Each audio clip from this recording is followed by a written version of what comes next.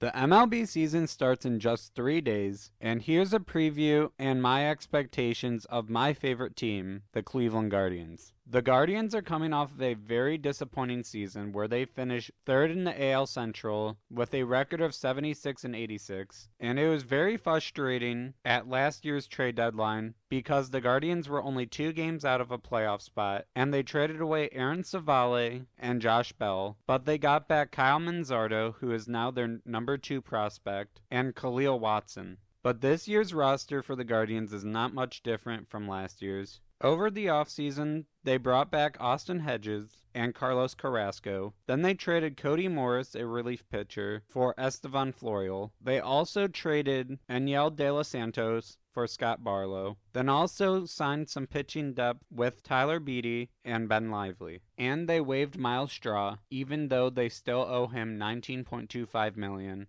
It's very nice to see that ownership is putting the team over money. Over the last 2 years, Miles Straw has been horrible offensively. Last year, he batted .238 with a .301 on-base percentage and a .297 slugging, and hit 18 doubles and 1 home run, but also had 20 stolen bases. And he was also a Gold Glove in 2022. But his defense did slightly decline in 2023. But this gives a great opportunity to the younger players on the Guardians to get more at-bats. Right now, their projected lineup is Steven Kwan, Andres Gimenez, Jose Ramirez, Josh Naylor, Ramon Laureano, Will Brennan, Bo Naylor, Tyler Freeman, and Brian Rocchio. Then on the bench, Austin Hedges, David Fry, Gabriel Arias, and Estevan Florial. This lineup has a lot of potential to be great, but they have a lot of unproven guys. But one thing that we know for sure is Jose Ramirez is going to be an all-star and a top 10 to 5 MVP candidate. And when Josh Naylor is healthy, he should hit at least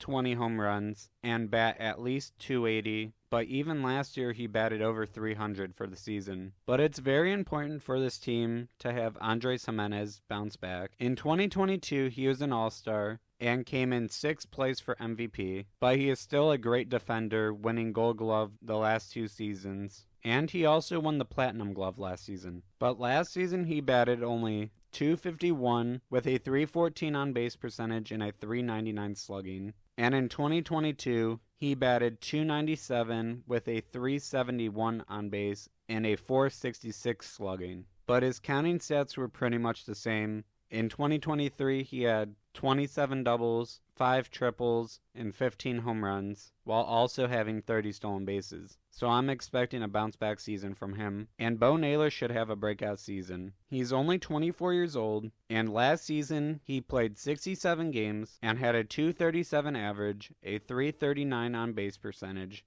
and a .470 slugging, while also hitting 13 doubles, 11 home runs, and having 32 RBIs. He'll be the Guardians' everyday catcher, and he has a great support staff around him, with Austin Hedges, one of the best defensive catchers in the game. Then he has Stephen Vogt as his manager, and Sandy Alomar Jr. is his first base coach. So he's surrounded by 3 great catchers. Then on the pitching side, their starting rotation is great, with Shane Bieber, Tristan McKenzie, Tanner Bybee, Logan Allen, and Carlos Carrasco to start the season. Then in the bullpen, they have Tyler Beede, Cade Smith, Tim Herron, Hunter Gaddis, Eli Morgan, Nick Sandlin, Scott Barlow, and Emmanuel Clase. But the one concerning part is they already have 6 pitchers on the IL to start the season. And those pitchers are Xavier Curry, Ben Lively, Gavin Williams, Sam Henches, James Karinchak, and Trevor Stephan is out for the season. And some of their top prospects that are going to get called up this season are Kyle Manzardo, they got him in the Aaron Civale trade, Juan Brito, George Valera, Angel Martinez, Joey Cantillo, Jonathan Rodriguez, Jose Tena, Cade Smith, John Kenzie Noel, and possibly their number 1 prospect, Chase DeLauder. And they also have the number 1 overall pick in the draft, and I expect them to take either Travis Bazzana or Charlie Condon. Now for my expectations for the season. I think this could be a very good team if they stay healthy and a lot of their young players get hot at the same time. Just 2 years ago in 2022, this team had 92 wins, but I think the AL Central has gotten better.